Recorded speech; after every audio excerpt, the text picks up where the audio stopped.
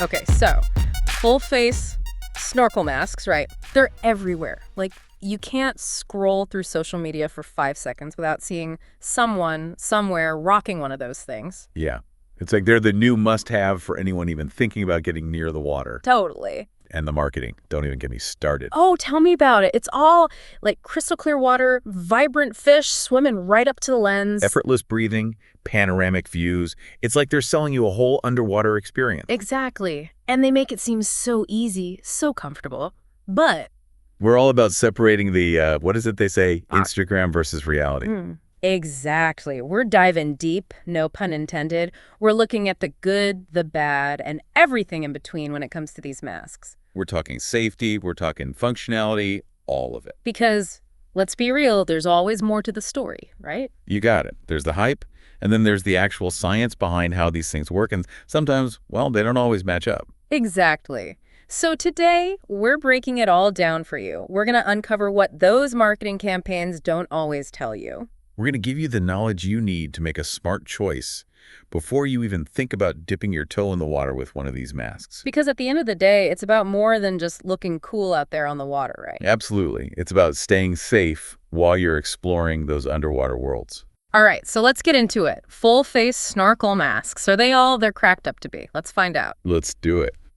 So first things first. How do these masks even work? They cover your whole face, you're breathing normally. It seems almost too good to be true, right? It's definitely a different approach to snorkeling than what we're used to. So with a traditional snorkel, you've got that mouthpiece you bite down on and the tube that sticks out of the water. Yeah, and you have to keep your mouth in the right position the whole time. It can get kind of tiring after a while. Right. And then there's the whole clearing the snorkel thing every time you come up for air or if water gets in. Ugh, the worst. So with these full face masks, it's like they've tried to eliminate all of that. Yeah. It's all about making the whole experience easier and more comfortable, especially for beginners who might be a little intimidated by that traditional setup. I can see that. So how does it actually work? No more mouthpiece, no more separate snorkel tube. It's just your face in this big mask. Exactly. The whole mask creates this sealed pocket of air around your nose and mouth. And built into the mask itself is a ventilation system. Okay, so it's like air in, air out, but all self-contained. Exactly. In theory, you breathe normally and the mask does the rest, keeping the water out and letting you enjoy the view. Sounds pretty great in theory. But I know there's been some controversy surrounding these masks too. People have raised some concerns about safety. Yeah, and those concerns are definitely something to pay attention to. It's not all sunshine and rainbows with full-face masks. So let's talk about those concerns, because I think that's what a lot of people are wondering about. What are the potential risks? Well, the biggest ones revolve around CO2 buildup, fogging, and fit issues. Okay, so let's break those down one by one. CO2 buildup. What is that, and why is it a problem with these masks? Okay, so every time we breathe, our body takes in oxygen and releases carbon dioxide, right? Right. With a traditional snorkel, that CO2 is expelled with each breath. It just goes up the tube and out into the air. No big deal. Makes sense. But with a full face mask? Well, remember how we talked about it creating that sealed pocket of air? Now, if the ventilation system isn't top-notch, if it's not doing its job properly, Things could go wrong. things could definitely go wrong. Imagine you're snorkeling along, totally oblivious. Every time you exhale a little bit of that CO2, it doesn't all escape. It kind of gets trapped inside the mask. Okay, and then what? What happens? Well, as that CO2 builds up, it can start to affect you. You might feel a little lightheaded, maybe a bit disoriented, like you just stepped off a roller coaster, that kind of feeling. And I'm guessing those aren't really sensations you want to be experiencing when you're surrounded by water. You got it. It can escalate quickly, too. We're talking confusion, impaired judgment, worst case scenario, even loss of consciousness. Okay, that took a turn. So CO2 buildup, not good. Not good at all. All right, so we've got CO2 buildup. What about fogging? That's always been an issue with masks and goggles, right? Yeah, those big curved lenses on full-face masks, they can be magnets for fog if the ventilation isn't designed to handle it. Right, because you're basically sticking your face in a giant fishbowl, aren't you? Pretty much. And it's not just annoying, it's a safety hazard. Imagine you're exploring a reef, and suddenly your vision starts to cloud up. You can't see where you are, which way is up. It can be terrifying. And when you're underwater, panic is the last thing you want, right? Absolutely. Clear vision is crucial for safety, for navigating, for knowing what's going on around you. Right, because if you can't see, you can't react to potential dangers or even just figure out which way is up.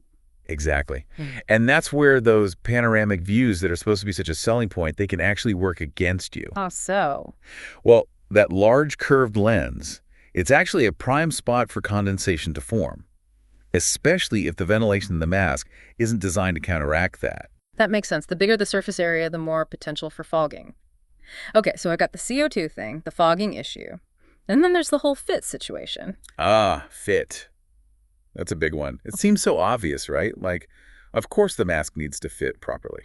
Right, but I feel like people might underestimate how crucial a good fit really is with these masks. It's not just about comfort, it's about safety. We're talking about a mask that needs to create a watertight seal around your entire face. And if that seal isn't right, Problems. problems. Big ones. Like what? Give us the rundown. What can happen if that seal isn't quite right? Well, first off, it can actually make that CO2 buildup even worse. Really? How so? Think about it. If the mask isn't fitting properly, you're more likely to be rebreathing some of that exhaled air we talked about. Oh, because it's not venting out as efficiently? Exactly.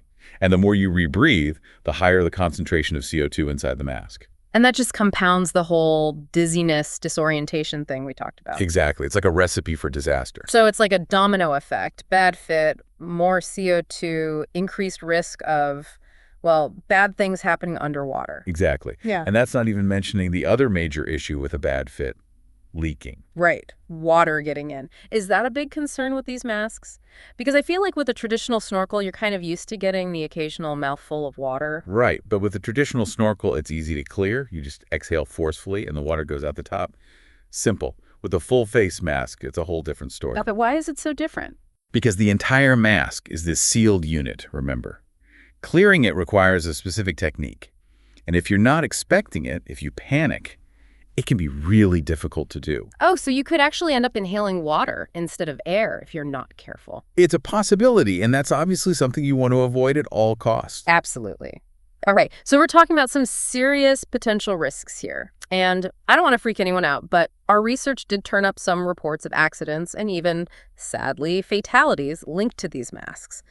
That's got to be concerning, right? It's definitely something to take seriously. And it's not just anecdotal either. There have been studies, investigations, that kind of thing. And the research does suggest a correlation between poorly designed full face masks and an increased risk of incidents. So it's not just a case of user error every time. Not necessarily. Sometimes the design of the mask itself can contribute to these incidents. So it's like, even if you're doing everything right, there's still a potential risk if you have a poorly designed mask. Exactly. And that's why it's so important to do your research, to be aware of the potential risks, and to choose your mask carefully. Okay, so we've covered a lot of ground here. And I have to say, I'm feeling a little more cautious about these full face masks now. But in the spirit of fairness, it's not all doom and gloom, right? Manufacturers, they've started to respond to these safety concerns, haven't they? They have, which is a good thing. Companies are definitely starting to implement design improvements, trying to address some of these issues. Like what kind of improvements are we seeing? Well, one of the biggest ones is separate breathing chambers within the mask. This helps to create a better flow of air, minimizing that CO2 buildup we talked about. So it's like separating the inhaled air from the exhaled air more effectively. Exactly. And we're seeing better ventilation systems in general. More vents, better placement, all designed to keep the air flowing and prevent that buildup of carbon dioxide. So what should someone look for if they're thinking about getting a full face mask? How can you tell if a mask has these safety features we've been talking about? Well, first off, don't be afraid to ask questions. If you're buying from a reputable dye shop, they should be knowledgeable about these masks. Right. They should be able to point you in the right direction. Exactly. Don't just grab the cheapest mask on the shelf and hope for the best. Do your research. Exactly. Look for things like those separate breathing chambers we talked about. That's a big one. Pay attention to the ventilation system, too. Does it look well designed? Are there multiple intake and exhaust valves? And what about those CO2 safe labels I've seen on some masks? Are those legit? Can you trust that a mask is safe just because it has a sticker on it? That's where things can get a little tricky. Unfortunately, there isn't a universal standard for those labels yet. So one company's CO2 safe might be another company's, we kind of thought about CO2. Pretty much.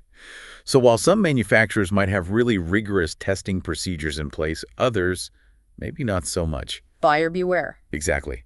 Don't rely solely on labels. Do your research, read reviews, and ask questions.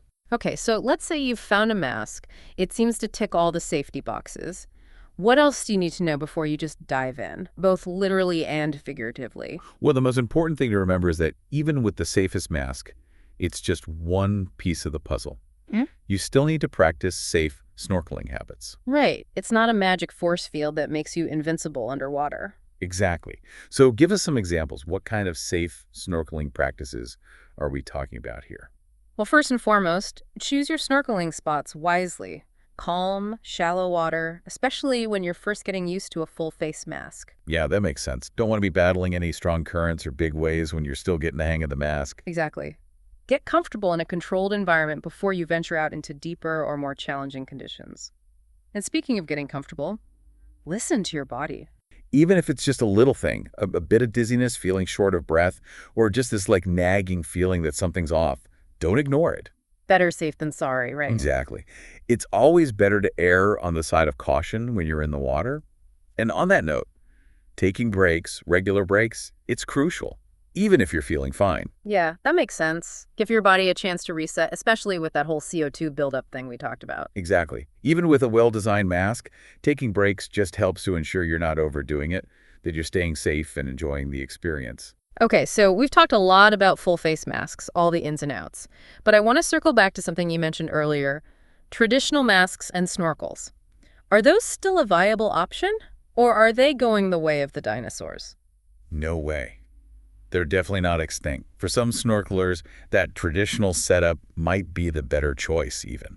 Really? In what situations would you recommend a traditional setup over a full face mask? Well, if you're more experienced, maybe, if you're comfortable with that classic snorkel and mask feel. Right, like you've been snorkeling that way for years and you're not really looking to switch things up. Exactly. And some people find they just have more control over their breathing with a traditional snorkel. Plus, they're generally easier to clear if water gets in. Right, because you don't have that whole sealed unit to deal with. Okay, so traditional setups are still out there. Now, you also mentioned semi-dry and dry snorkels. Those sound kind of high-tech. What's the deal with those? So picture this, right? You're snorkeling along and a wave out of nowhere crashes over you.